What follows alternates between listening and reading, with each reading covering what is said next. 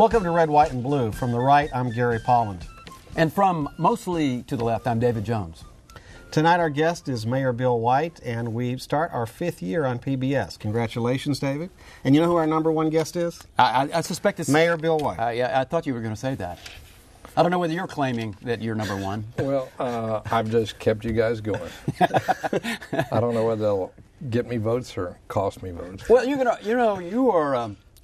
we'll get into what you might want to do later on after your last term as mayor. Mm-hmm. But why didn't you do what Mayor Bloomberg did in New York and just go against the term limits? Everybody would have voted for you again. It probably 92%, and you'd had another. You could have been mayor forever. Yeah. Did you even think about that? Really, no. I mean, so you're glad to be getting out of the mayor's job? Well, there'll be regrets. I mean, if you don't complete something, then. I've always trying to complete what I start, and there'll be some things like that. But I think some rotation in elected officials is a good thing. Well, I mean, you can tell us now, I guess, when you look back on it, or maybe what some future city historian will look back on the 6 years and say, Mayor White did that, and he brought us here, and we were better off because of something that you did. David, I've been thinking about that, and I don't know, when they write books, people talk about people who built buildings and stuff like that, and there's been plenty of those, but the biggest contribution is trying to bring the city together to get things done. You remember, both of you remember the partisanship that we had on city council. It was very divisive government at the time. We're a very diverse city, not only ethnic backgrounds, but points of view. And I've tried to build consensus, but not just by doing nothing, but by doing some big things to reduce the crime rate and to rebuild some of the neighborhoods that have been neglected for a long time. Get a new consensus on mass transit in our community and move the city forward in many ways, not the least of which was planning ahead financially so that we could weather this economic storm better than other cities. Speaking of the economic storm, your police chief says that we have an increase in residential burglaries because the economy has slowed down significantly in Houston. And I'm not going to ask you to, unless you want to opine on why we have an increase in burglaries. I'd rather hear what plans the city has to address this problem. Well, like year to year, our major crime rates, including property crime rates, are down. Major property crime rates are down significantly over 12 months, 24 months. We've seen an uptick in the last couple of months on burglaries. It's not as high as it used to be. But I don't know whether we know exactly a cause. I'll tell you what I generally find on burglaries when we had an upsurge that we brought down a couple of years ago. Most burglaries are done by people who commit burglary after burglary after burglary. Usually it's related to their narcotics habits. And where we've seen burglary rates go down is where we've gone through and had some of these intensive zero-tolerance crime reduction unit activities in the neighborhood where we've caught the people who are committing the burglaries. Well, Mayor, you're a numbers guy, and you look for the evidence in most things. That's what people admire about your service. So let's go back to, the administration of Bill White and see if you can give us some measurable data to determine whether or not after Bill White has been here, our kids are healthier, our air is cleaner, we're not stuck in traffic as long, and we're safer on the streets. Do you have something to support any of those things? Yeah, all of them, which is we have added over 300,000 new jobs, which is more than 16 states combined in this metropolitan area. And unlike a lot of cities, much of that job growth is within the city limits. We have brought crime rates down to the lowest levels in over 2 decades, almost 3 decades where we have statistics. And that's important to us. The city budget is in much better shape than in all the other top 10 big cities where they're having to lay off workers left and right, raise taxes. But because we built up cash reserves, surpluses, when times were good and didn't spend it all, now we're able to weather the storms of Katrina and Ike and the economic downturn better than any other big city in the country. Then, David, in some of those neighborhoods, and you've been in them, Sunnyside, Acres Home, Independence Heights, where there hadn't been new housing starts for a long time, there's thousands of lots that we've foreclosed on that had been abandoned, become crack houses, and that where you're seeing houses and hundreds have been built that are coming up. We've done some things on energy efficiency that are remarkable. Even as our population has grown substantially, the amount of energy consumed by the city of Houston has gone down. We're the biggest purchaser of renewable energy of any state, local, or federal agency in the country, and we have brought our levels of air pollution down. Just before coming to this show, I got a briefing by some interns who are scientists in the office on the levels of butadiene and benzene that have come down by over 50% as we've monitored plants and we've taken tough enforcement That's stuff actions. people don't want to breathe, right? You don't want to breathe those. Those are carcinogens. So, But you know, is this it gives you a a regret? flavor. You ever regret that we didn't lay additional track? That we still have traffic congestion? Yeah. Well, you know, actually, when you look at some of the measurements, we've grown substantially, and you saw it a lot right after Katrina, where we had actually seen what's called trip times, the amount of times it takes to get down, you know, through the freeways, coming down. We'd decreased the number of wrecks that were on our freeways by 20% since before we instituted the Safe Clear program. But as we continue to grow and boom, then that is a recipe for traffic congestion. And yes, we will start, you know, 2 new rail lines this year, but I wish it could have been a lot faster. Most of that is because of the federal processes, let me just tell getting you. the federal money. You talked about the budget, and a couple of your critics, Bob Lemmer and Pam Holm, who's a city councilwoman, have indicated, I believe, that over the last 5 years the city's really gone into debt by $1.5 billion. I'm sure you don't accept that number, but what's your explanation for why these attacks are coming, that the city really is in financial trouble and it's all smoke and mirrors? Well, that's ridiculous. I mean, we have monthly financial statements. Councilmember Holm has been at council with me for over 5.5 years, and I haven't, you know, at no time in those 5.5 years have I ever heard her say at council table that we're going $1.5 billion in debt. And Mr. Lemmer's statistics are just wrong. I'll just give you an example. There was one thing that he says is where the city of Houston incurred a big debt.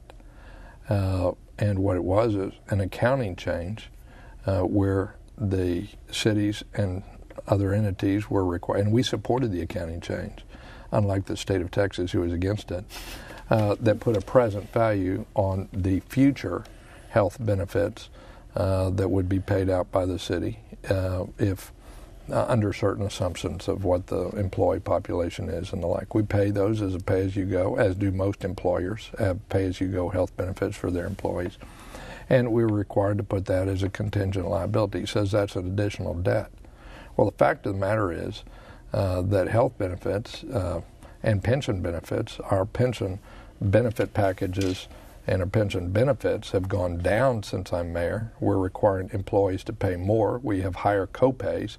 So we have reduced, basically, the taxpayer burden on health benefits and pension benefits since I've been mayor. There's been no increases in those. I've noticed around town bumper stickers, actually around the state when I travel, it says Bill White for Texas. Yeah. It doesn't say Bill White for U.S. Senate. It doesn't say Bill White for governor. It says Bill White for Texas, which brings us to switch over to politics. It's stated, and I think you said you were interested in running for the U.S. Senate.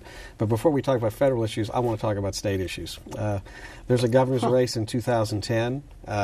Governor Perry is going to have a very, I think, a tough primary against Senator Hutchison. The Democrats have some candidates running, but John Whitmire on the show last week indicated you would be someone who he would look to as might be a really great candidate for governor under the right circumstances. Here's my question. If you knew for sure that Rick Perry was going to be the Republican nominee for governor, would you be interested in taking him on in the governorship in 2010? I have no crystal ball, and I'm running for the Senate. And incidentally, I've gotten questions about those bumper stickers. And the reason I ran my mayor's race as Bill White for Houston, that was what the bumper sticker said. As Bill White for Texas, I want to be for Houston and Texas because I want to be a senator that will represent all the people of Texas. I want to be a senator who will represent our state and not just one political party, and that's what it's intended to convey. Well, the problem, of course, is there may not be a Senate race till 2012. That is a possibility. That is, if Hutchison never resigns and Perry wins the primary, then she probably sits in the Senate until her term runs out. And you will have been out of office for a couple of years, and it'll be like, Bill who, right? I mean, are you saying I'm going to be around in a wheelchair, and a walker, and all this? No, Senator Hutchison had told me before I entered in the race that she intended to resign in circumstances creating a special election. I don't mean to make news on this. This is something the Chronicle editorial asked about. They said that you shouldn't be quoting Senator Hutchison so easily. She told me I could say that. And she told me I could say that, and you could do your own investigation, but I think at her fundraiser that was here during this last week, she made some statements about her intentions, which are consistent with what she told me. And so I think that there's going to be a Senate race, it's going to be a special election, and I'd like to represent the people of this state. So here's an issue that transitions between this job that you have now and a Senate possibly Senate issue that might develop, and that is that Houston is a focal point for weapons going to Mexico. We've been invaded by the feds, who see us as a central location for weapons that are going to Mexico that are destabilizing that government. Are you assisting the federal government in shutting down this pipeline of worthless weapons? And secondly, would you support banning importation of assault weapons, which used to be the case prior to Bill Clinton? Well, the ATF should enforce the law. A lot of weapons are stolen. I don't know anybody. I support Second Amendment rights, David, but I don't know anybody who supports somebody's right to steal a weapon. I think that would be, satisfactory. I think we ought to enforce laws on the books. That's what ATF is doing when it's doing it, and I think that's more resources should be devoted to enforcement. Well, Mexico says that they're coming from they're imported weapons. 20% of the ones that are ending up in crimes in their country. We used to ban the importation of assault weapons. Why wouldn't we want to keep those weapons coming into this country?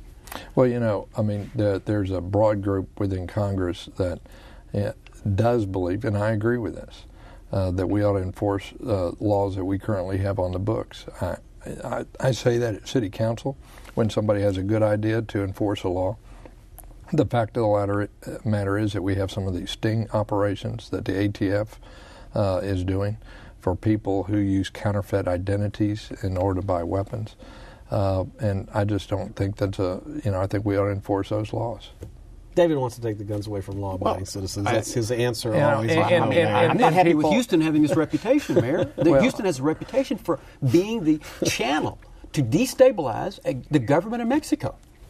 Well, I think anybody who says that Houston, I imagine that there'll be criminal gangs buying weapons wherever they can, and if they use false identities and false purposes to do so, they ought to be arrested and prosecuted. So you're running for the U.S. Senate. The U.S. Senate has 60 Democratic votes. And if you look at the polling, the Democratic Congress is not really held in high esteem by the American people. I think the latest poll has it as 18%. Obama's numbers are dropping. And some critics have said that the administration and Congress have gone too left too fast. What is your take on whether Congress is where it should be? Well, I think if I'm in the Senate, I think I could help. I have a strong business background, and I know how to balance a budget. I've done it here when I was in the federal government. In the department, I was chief operating officer. I cut the budget of that department because of deficit reduction. You go back in, the Chronicle archives back in '92 when I became involved in a presidential campaign, and I wrote why I did, and one of the big reasons was wanting to reduce the deficit. So I'm concerned, along with a lot of other people, about excessive borrowing in government. I served in an administration where we brought that deficit under control and created surpluses. So if people are concerned about the level of borrowing, I share those concerns. But if you look at the record of borrowing in the Bush administration, it wasn't very good. And I think one thing we've learned after all these decades is that fiscal conservatives don't just come in one party. Would you vote to confirm Sonia Sotomayor to the Supreme Court? Yes. You would? Yeah. Do you agree with her and the 4 dissenters in the case that the firefighters in New Haven who sued or rather who lost rather the African American ones, that they were in the right, and that the city of New Haven was in the right in rejecting tests only as a way of promoting people. Well, to tell you the truth, it's been a long time since I've read the law in the area. I guess I haven't been a member of the bar or I'm in active status for about 15 years now. Means I didn't have to pay dues. So I did teach in a class where it was with a constitutional law orientation. So a long time ago, I quit sort of saying what I would do if I were a judge in a case where I haven't read the briefs. Well, the city of Houston and its fire department used to have a very serious problem with racial discrimination. I mean, it used to be an entirely white department. Right. What are they doing now to improve their numbers in terms of having people supervisory positions of color? Look at the record in this administration.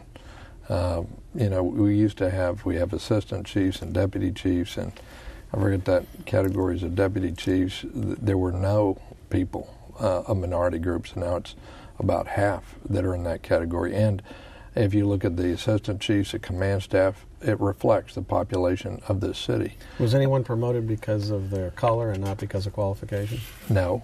We made sure that, and we took, I guess you'd say, politics out of it. I never dictated who the fire chief should promote. I know it was part of his goal, and I think it's an important goal, that we have a workforce that is representative of the population as a whole. It instills confidence. It's a good example for those. We have a bigger talent pool when people think that they are welcomed in an organization.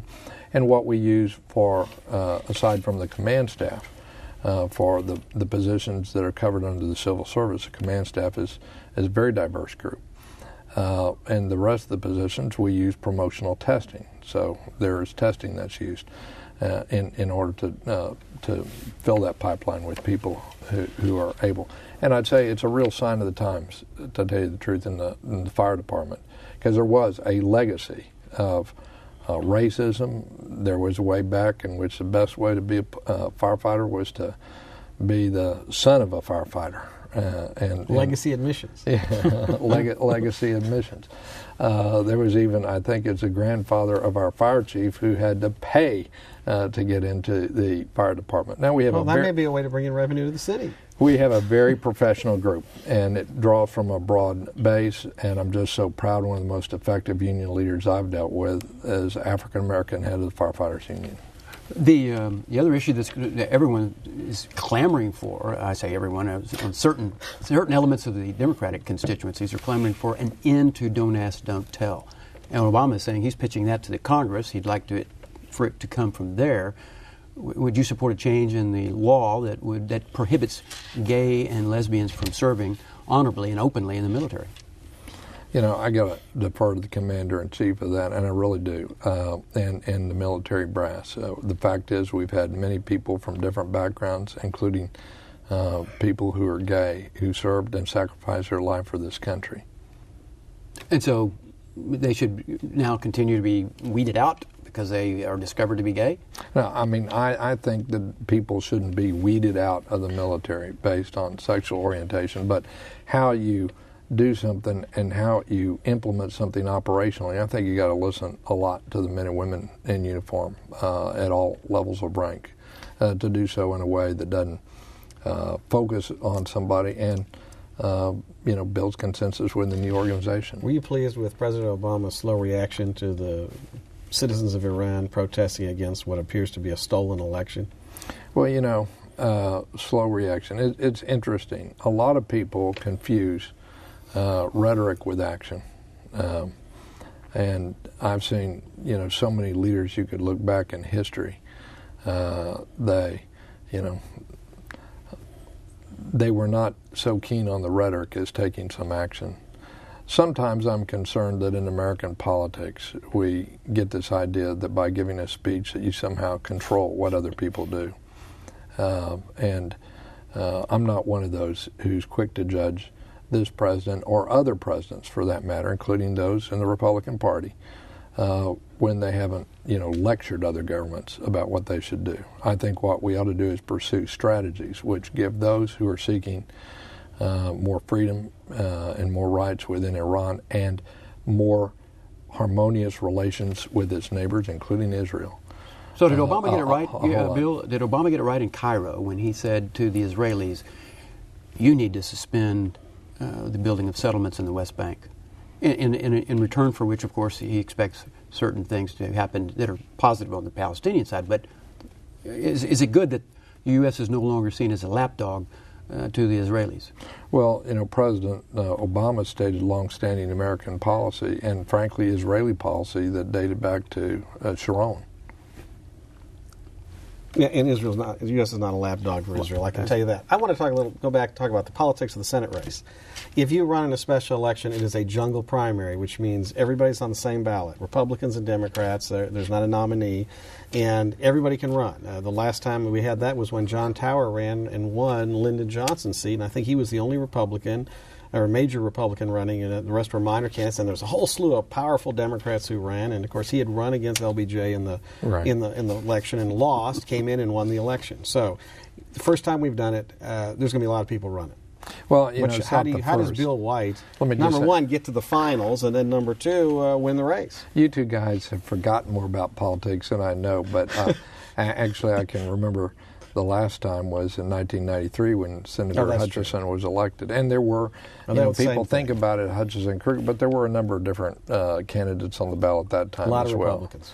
So, I would just say, all I want to do is make my case to the people of Texas that, I could be a leader of the future of all the citizens of our state, somebody who has some real expertise in energy where we need to reduce our dependence on foreign oil, somebody who knows how to run something. We need a few more people like that in the Senate because often we have good intentions, but the implementation falls down. Gary's going to ask you about cap and trade, I'm sure, but you can't get away with having the answer to the issue of the public option in this healthcare plan that's developing. You would be representing a state with the greatest number of uninsured in the country, who can probably only afford healthcare if they're given the option of going into a public plan. Mm-hmm. Well, it's not clear. I think the president's goals are right. Is giving people, not taking away insurance that people already have, giving people a choice of physicians, and expanding the number who are covered.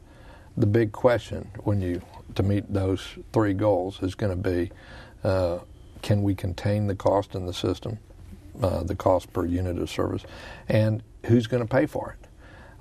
So, that's to be worked out, and I think he's taking the right approach. Now, there is something that we've worked on here within the city of Houston, and we advocated the last administration try. I think it's a good idea. We call it TRICARE, and we've had actuaries run the numbers where if an individual was able to pay $50 a month, an employer was able to pay $50 a month, and you had some other entity, a public entity, who was able to pay $50 a month, then you would greatly increase the number of people that could afford coverage, that would want coverage, both employers and the employees, and you would cover about 80% of the medical needs. You wouldn't cover all the high-end specialty care, and we need some products like that are out in the market. Okay, and then we don't have a lot of time left, so cap and trade, you have lots of energy experience. Right. My reading of this bill, Mayor, is it's just an unmitigated disaster. It's going to add significant cost to energy production, and the cost of alternative of energy at this point is really prohibitive, as we know. In fact, one estimate I read said it was going to cost $9 trillion in increased cost for energy production between 2012 and 2050. That's enormous new tax to put on the economy. Isn't there a better way to increase energy, encourage alternative energy sources, and to get control for those who are concerned about global warming? And it's 108 degrees outside. And the simple answer is yes, there is a better way. Not one person will be able to, shape the whole, the administration, the Senate. And I've spoken about this before, environmental groups and others. In short, we need to have better fuel economy on vehicles, better efficiency of energy use in buildings, and we need a more diversified supply. And particularly if you want to reduce carbon emissions, you need to have fewer coal-fired plants and more fueled by natural gas and renewables. Which natural gas is plentiful and cheap. Yeah. I also want to say, just to your credit, under your leadership, the city has, the whole fleet is Priuses, Toyota Priuses, and they ride in the city, so they probably get great fuel economy and save a lot of energy. But on your question, particularly on cap and trade, why there was a broad coalition that supported cap and trade. I mean, you had the Republican presidential candidate in the last campaign, the Democratic candidate, a number of the oil companies. The issue that's going to be facing the Senate is that this cap and trade does have the government selling some rights, so there is some amount of fees or taxation involved. And you also have big exemptions for things like coal. And we'll see you on the trail, Bill White. Thanks for being here. Thanks for coming. It's great to be with you. We appreciate it. And you can follow up a discussion of tonight's discussion by going to HoustonPBS.org. There you can find out more about red, white, and blue, so check that out. And until next time, get informed and get active.